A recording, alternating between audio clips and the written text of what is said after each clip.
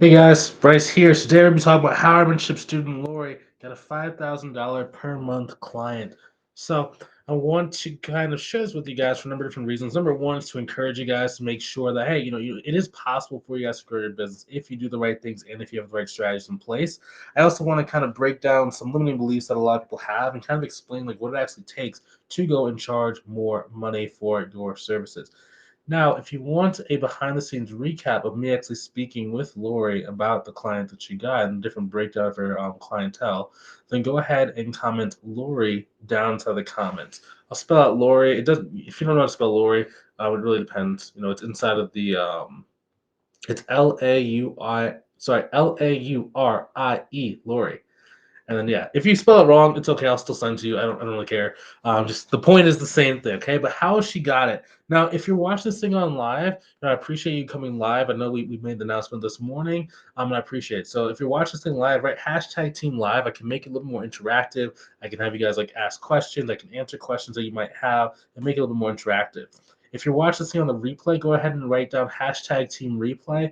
I think I'm going to make a special gift for people who come around the replay just to say like, hey, I know that, you're watching the replay, but since it's not interactive, I still want to make sure you guys feel like you're valued for doing that. So that's what we're going to be doing as well. So type in hashtag team replay and I'll be sure to give you like a thank you gift.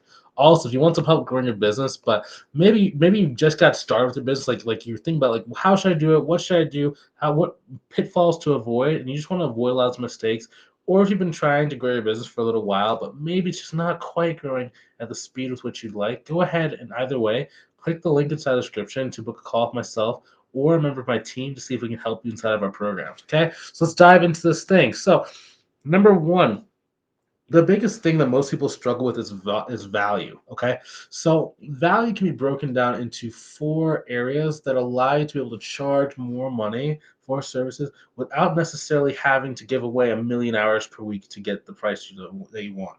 So number one is volume. That's how much work is it. Like different types of companies and different types of industry are going to have a lot more higher volume of transactions than other, right? So for example, an e-commerce company that sells like really small widgets is going to have a lot more transactions than maybe like a consulting company that has like four really large scale clients per year, right? Just different size businesses. So generally, whoever has more transactions is generally going to be able to want to pay you more because the need is much greater, right? Now, it's not in all cases. I'm just going to kind of like give you criteria, and these are not absolutes. These are like degrees, right? So it's almost like you have to think about like things on like a quadrant, right?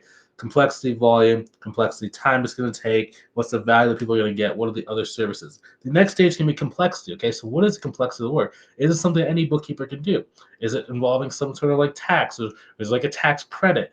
Is it something with the IRS? Like what is the degree of difficulty that's going to be like having it, and like how much like degrees or how much like skill set do you need in order to actually do a really good job? That's going to also boost up the price, right?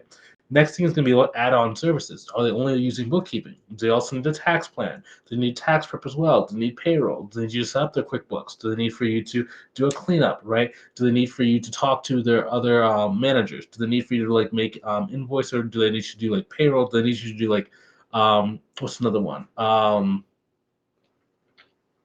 What's another one? I'm drawing a blank. I've been drawing a blank the last couple of days. I think I'm really tired these days. I think the weather's kind of draining me, so I think I'm really tired. But I've noticed that the last like 2 or 3 days, I've been just like talking, and then like also I'll just like forget my thought. So I don't know. I need to go get some sleep. I've been doing a lot of fitness a little bit later at night, so I think that's actually causing my circadian rhythm to be like shifted a little bit. So I'm going to bed a little bit later than what I usually would. So I think that's making me like, a little bit more tired than what I was. Plus, we haven't had any snow inside of like Michigan. It's very kind of gloomy outside. So usually it's like white, right? Because it's like the snow's reflecting off the ground to the atmosphere, so it like looks a little bit brighter. But now it's very, very dark. I'm just feeling like, oh, just sad, But that's the next thing is gonna be like add-ons. Another thing is going to be like, what is the value to the end client? So I'll give you guys something very, very tangible. So I'm debating about making an investment with this company. It's like a fitness coaching company. So like some personal trainers, and they basically help people. It's a mixture of like losing weight, but it's also like getting energy and just doing overall health. And for the amount of work I'm doing, it takes 0% of my time, right? But it's the difference between them making 150K per year, or they're making 300K per year, right? And for that, I'm able to charge anywhere between, I believe it's 40% of whatever revenue they make, right? Now that's a lot of money. If let's say at the low amount they make 150 grand in the year extra as a result of the stuff that we're doing, that's going to be, what is that, about $40,000 in top line revenue that's going to come into my business as a side project that takes 0% of my time, right? Because it's like the value we're bringing them is so high, right? And that's just an example. In accounting and bookkeeping, I can give you other examples, but that's just like the most prevalent thing right now. And it's like, even though it's not going to take much work or much time, the value of what I'm giving them is life changing for them. I mean, like if you have a business and your business is doing like 20 grand per year, and then all of a sudden it's doing 300,000 per year, that's life changing money for a lot of people. Now, those are like the four main things I talk about with volume. Now, whenever talking about like value and stuff, like a business owner should be able to pay you at least $500 per month. Like if they can't afford to pay you $500 per month, they are in a lot of cases like a micro business, and like they aren't really going to be able to get the full value out of your service. So it's kind of an argument of like, is it even worth charging them? Now, when I say like, is it even worth charging, that's not saying like it's not worth working with them, but in some cases, like you could always do like either some pro bono work, or like maybe you join a nonprofit that's dedicated to helping people out who are maybe like a little bit less fortunate, right? I wouldn't start my business doing that, but once you are like a high revenue goal, yeah, you can definitely give back to those people and like help them out. But they just don't really make the best paying clients, at least in the beginning when you're struggling.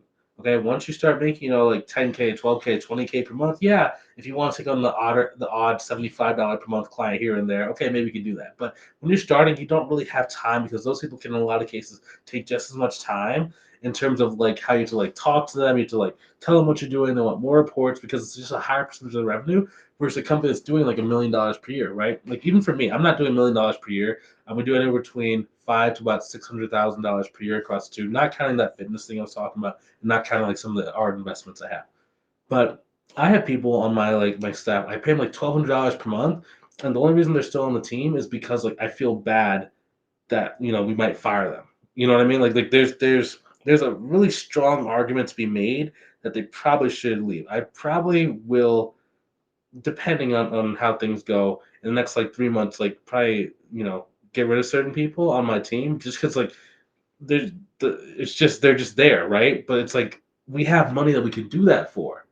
You know what I mean? But if you're like talking to a company that's like they're making like $50,000 a year, and that's like their top line revenue, it's like they don't really have a lot of room to give you guys more money, or to keep you on, or to stay with you for longer, or to really get the full value of the work. So you're looking for companies that are generally doing between like 6, 7, and 8 figures in order for them to want to work with you. Now, in this particular case, in this particular one, sometimes like what happens is you do work for a good sized client, like an average client. So for example, she had a client, Laurie, that was paying her, I believe it was about $1,000 per month. I believe it was either an electrician or an HVAC kind of person, and she was basically working with them for about 2 months. And then all of a sudden, they basically invited her to do a Zoom call with this like group of individuals who like each own like different businesses, just to kind of like connect and network with higher level individuals. From that meeting, she got the $5,000 client, right? It's just from doing good work on people where you're charging an appropriate price point, who will then have other people who can also pay you, and then being able to be in their circle, being able to be like one of their advisors, being able to like be on their business deals, being able to like get invited to invest with them, right? And they can start referring work to you. Like you oftentimes hear me talk about like referrals and like getting like referral business. Right? It doesn't just have to be like a CPA firm. Like a lot of people just think like, oh, all I gotta do is just like just try and talk to CPAs. I'm gonna have like $1 million business. It's like it's not always like that. Like there's a lot of different types of people that can refer clients to you. If you have a good process of doing good work, if you have a good process of talking to people to understand like what are their needs, what are the pain points, they have other people who can potentially use your service. Once you have that, then getting referrals, getting just things coming to you does get a lot easier, right? So Lori made it to, I think it was $8,600. It took her about like 65 days. Now I'm not saying that you watch this, you're just gonna get to a six-figure business in 60 days. I'm not saying that, I'm not promising that to you, right? But you do have a chance to be able to grow your business and to at least improve where you are now. Now, if you're doing this on your own, it's going to probably take you a lot longer than if you partner with someone who's been where you're trying to go, right? I mean, it's just how it is. I was telling a lady today, um, she asked Bryce, "Why do you always invest in coaching?" Right? Because I've spent probably about 175K in the last like 3.5, 4 years on like coaching programs, masterminds, and things like that. And it's because it's like imagine you're like imagine you're a little kid. So maybe you're inside of your bed at night and you see like a shadow in your room, and you think it's a monster, right? You just start seeing this monster and it just looks huge and you can't overcome it. Okay. But then maybe your mom or your dad comes into the room and goes, "Oh, that's just a coat rack." Right? They know what they're looking for. They have more perspective. They've been around the block. They can see in the dark better than you can. They understand what it is, right? So it allows you to you basically turn on the lights and now you can see. Oh, that's just a code rack. It wasn't a monster sitting in front of me, right? And that's what coaching programs are like. It just tells you what is the reality of the situation in the world. And then once you know the reality, at least for me, when I can see something and I can understand like why someone's doing it the way they are, I am so good at doing it and replicating it. That's been the secret to my success. I just know what success actually looks like in the online space. I just replicate it, just do it, and I just keep doing it over and over again. And I hire people who can help me do it over and over and over again. I just keep getting better and better and better and better at that. Right? That's what it takes. So by being able to get around people that are also like in a better position than you and they know more than you, and it's not necessarily they're smarter than you, they just might be more experienced in the thing that you're trying to do. That's what's really worked for my life and what's really helped me kind of go. Next thing is really understanding how to communicate value, right? So there's knowing your value and like what to charge. There's getting the client, like the marketing to even find the person, to find the lead. Then after that, there's how to actually get them to want to pay you the price you're asking for. So generally, most people can't explain what their value is. I had a woman who we were like interviewing for a job in my company, and she basically wanted $1,000 more in terms of base salary than what we were offering because she said, "I know my value and that's what I deserve." And when I asked her why, she couldn't really explain why she was $1,000 per month extra. That's 12 grand a year extra for a part-time job where she had never done it before. And I'm not saying if you don't have any experience, like you shouldn't ask for a lot of money. But if you're gonna ask for money, you need to be able to break down like why do you need this money? Like what makes you better? What makes it more? It's like because it's like cool to be like, yeah, you just say what you're worth, people will pay it. Like that does happen, but 80% of the time you're gonna get a little bit of pushback. You're gonna at least get someone to ask and like call you on the number. For example, with the fitness company I was talking about, they said that they needed $50,000 to run an ad. So I was like, well, if you have $50,000 tomorrow, what would you do with it? And they didn't know. I'm like, well, I know I'm not giving these people $50,000. I'm going to rate the deal slightly differently, right? It's the same thing. It's the same thing. So when you're going and you're asking your price, one thing that we like doing is being able to number one teach you guys how to explain the value of what you're going to be doing, and find like where are their pain points. So you can either talk about like yourself and kind of like come across as like braggadocious, or you can learn how to talk about the problems they have, how you're going to solve it, and then people are going to put a number to that value, and then it becomes like so. At the beginning of the conversation, maybe they're willing to pay you like $300 per month. Every time you talk about a problem they have and point out how you can help them out and how it can actually like boost their bottom line or boost their top line, the amount of money they're looking to pay you goes up and up and up and up and up and up and up and up, right? And then they start saying, "Oh my gosh, there's urgency. I need to do this thing now. This is great." And that's one way you can do it. I really love doing that way. Another way you can do is by learning how to get like a pricing tool. So we give a pricing tool inside of our program that allows you to be able to break out the value of the work line by line by line. So if someone does ask you, you can be like, "Hey, so remember earlier in the conversation you had this problem? Well, this is why this is inside of our pricing. Okay, this is what this does. You do this so that X Y Z happen. Okay. Other problem. Remember how this is a really big problem? This is what this is about. Problem. Boom. Problem. Solution. Problem. Solution. Problem. Solution. You just walk it through very logically because a lot of business owners are going to pay you higher amounts of money. Like the more money someone's making, in a lot of cases when they do business, the more logical they are. That's not every case. If you will run into like some illogical millionaires, I'm not saying they don't exist, but for the most part, in order for someone to have a successful business, they generally need to be very logical when it comes to the decisions they make with their money and with their business's money. Right? And that's another reason why we're sticking from the small guys, right? Because the small guys generally make more emotional based decisions. Like the guys that are making like maybe we'll say like they're making 80K, 90K, 100K, 200K. Though, like once you get past like 450, 500, they generally do start making more like rational decisions. Um, but still, it's just kind of like the bigger the company, in a lot of cases, it's gonna be a little bit more rational. Huh? Someone came and said live. Good to see you guys. Good to see you. But that's the main thing, okay? So you can either go and like use the problems, like make sure you're pulling out all the problems they have and understand like to the degree that's a problem, how long they felt like it's a problem, why can't they figure this on their own, and then connect it to your price and what you're actually offering. Now we also teach you how to do this on your consultation call, even without the pricing tool, how to build it so you don't even need to take out the pricing tool. It just makes things a lot easier for you to be able to explain the value. So when you say your price, people don't really challenge you on it. You basically already handled the objection of why should I pay you this money during your consultation call, right? Because a big part of sales, especially when you're trying to price a higher price point, even just a reasonable price point, is about solving as many objections before they become objections you possibly can. So you just solve like a timing objection. Like so, somebody might say like, well, why can't I do this in the? Why should I do this now? I can do this in the future. Another one's gonna be like price, right? It's expensive or it's not expensive. It can be cash flow is another objection. Do they have enough cash in the bank, or are they kind of in a weird cash crunch where they take out more expenses? They're not going to be able to pay their current bills, and they're going to take on like some debt. Could it be they just don't value your service? Like maybe they just like I told the guy the other day, he was trying to charge me. He was going to have a management fee of $5,000 per month for a minimum of 3 months, plus another $4,000 a month in ad spend. So that means what is that? 4 times 3 plus 15.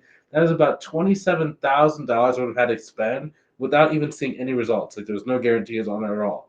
And it's just like I personally just don't value this at $27,000 at this moment in time. It's not like reflection on you. It's just I just don't I don't want to pay that right now. I have other things going on. I have other traffic sources, other ways I can grow my business. I don't want to pay you that. He's like, oh, well, blah blah blah. You have a wait list, and like, if you don't take it on the next couple of days, like, it's just like, bro, I don't care.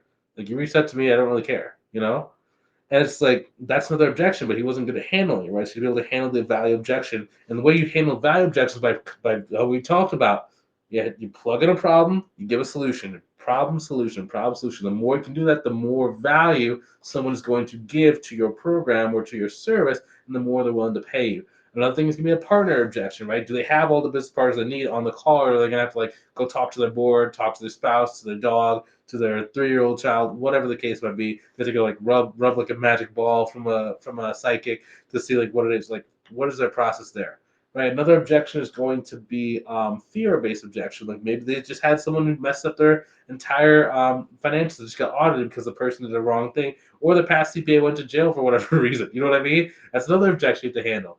Another one is going to be like trust. How can I trust you when I maybe can't trust other people? Another one's like other options, right? Another one's going to be another objection is going to be they have someone they're already working with. So that's the 10th objection you can be facing.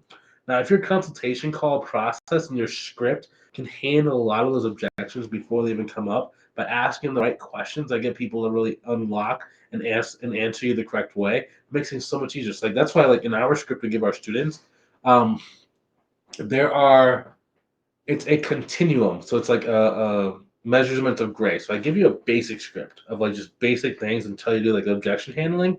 But as you get objections kind of coming up on your calls, I teach you how to put those objections you face at the end and put them inside of your script early on. So you automatically handle the objection before you even get down to price, right? Because if you handle a bunch of objections before you get down to the price, they're not really objections, they're just obstacles that you will have to overcome. There's not a lot of pressure or like when price on the table. Once price on the table, you're kind of like you kind of have to like do a lot more objection handling. But if you can kind of really do it before the price on the table and handle those objections, it just makes so much of an easier call, right? So by the time you get really good, maybe you've had like your first 10 consultation calls, you should have a good mix of objections handled inside of your question and answer section before you present your service, and it eliminates the need for you to like have to do objection handling at the end.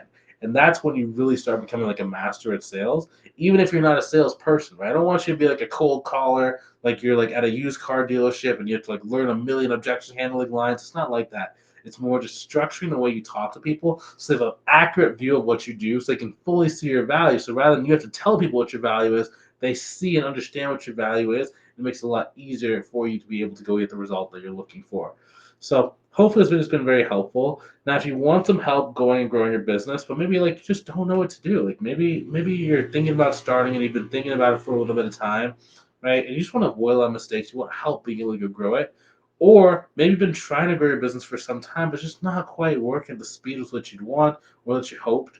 Go ahead and click on the link inside the description, book a call with myself, or a member of my team, just kind of depending. Like some weeks we get a lot of calls booked, and like I personally enjoy coaching people and working with my accounting business. I don't really like doing a million of these consultation calls. So in some cases, you might have to speak to my team just because we're like oversubscribed for that day or for that week. But we still want to make sure that you have like a really structured strategy. You understand how our program can help you, and you can make sure you can make a really good decision for yourself and for your family. Okay.